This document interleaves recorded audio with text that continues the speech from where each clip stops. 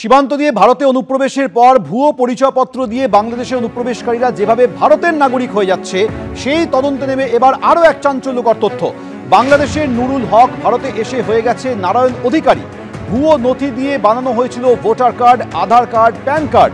ভারতে এসে নাম ভারিয়ে বহু বছর ধরে দত্তপুকুরের কাজীপাড়ায় বসবাস করছিলেন এই নুরুল হক।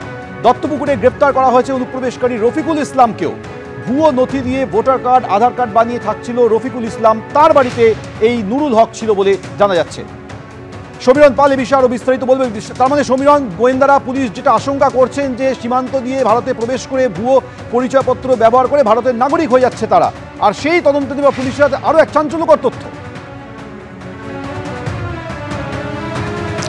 দেখো, সকালেই আমরা যে খবর দিয়েছিলাম যে সমীর দাস যে ভুয়ো নথি তৈরি করতো, সেই ভুয়ো নথি তৈরি করার যে মোডাস অপারেন্ডি সেটা ছিল যে প্রথমে একটি ভোটার কার্ড, সেই ভোটার কার্ড থেকে বাংলাদেশের ছবি বসিয়ে সেখান থেকে একটি আধার কার্ড, একেবারে আসল আধার কার্ড তৈরি করা হতো এবং পরবর্তীকালে সেই আধার কার্ডের উপর ভিত্তি করে নতুন ভোটার কার্ড তৈরি করা হতো এবং তার ফলে বাংলাদেশের অনুপ্রবেশকারীরা অনায়াসেই ভারতীয় নাগরিক হয়ে যেত।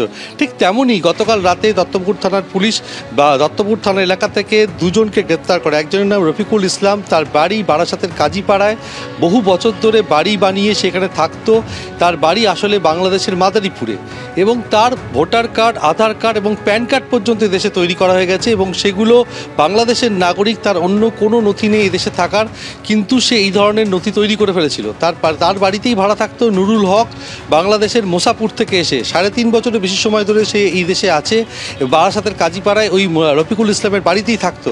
এই নুরুল হক একটি আধার কার্ড তৈরি করেছে নারায়ণ অধিকারীর নামে। এখনও পর্যন্ত নুরুল হক ভোটার কার্ড তৈরি করতে পারেনি এবং পুলিশ তাদেরকে আজকে গ্রেপ্তার করে বারাসাত আদালতে পেশ করছে।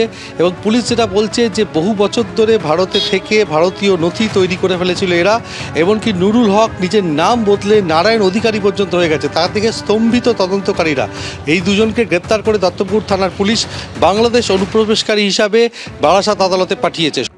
রাশি রাশি ভুয়ো পরিচয়পত্র তৈরি করা থেকে বড়সড় পাসপোর্ট জালিয়াতি চক্রের সঙ্গে সরাসরি যুক্ত ছিল এই সমীর দাস, যেটা অত্যন্ত আশঙ্কার জায়গা তৈরি করেছে। কি বলছেন ব্রিগেডিয়ার দেবাশিস দাস, শুনুন। এই চক্রগুলো চলে, যেসব মানুষরা চালায় তাদের মধ্যে বেশিরভাগ হচ্ছে যারা অসাধু ব্যবসায়ী বা অসাধু অর্থনৈতিক চক্র, বাট রাজনীতিও কোথাও কোথাও জড়িয়ে পড়ে, কোথাও কোথাও পুলিশ প্রশাসনও জড়িয়ে পড়ছে। এবং ভালো কথা, আমাদের পুলিশ এদের ধরছে, এখন ধরপাকড় শুরু হয়েছে, হয়তো আরো অনেক ধরবে। হয়তো এমন একটা সময় আসবে, দেখা যাবে যে আমাদের ভোটারের একটা বড় অংশ বাংলাদেশের ভোটার হয়ে যাচ্ছে। বাট একটা নাশকতার দিকও আছে, যে পাসপোর্ট নিয়ে লোকে এখানে নাশকতার ঘটনা ঘটিয়ে চটজলদি বিদেশে চলে যেতে পারে। সেখান থেকে পাকিস্তান থেকে বা আইএসআই এর মতো অন্য কোনো দেশ থেকে ট্রেনিং নিয়ে আবার আমাদের দেশে ফিরে আসতে পারে।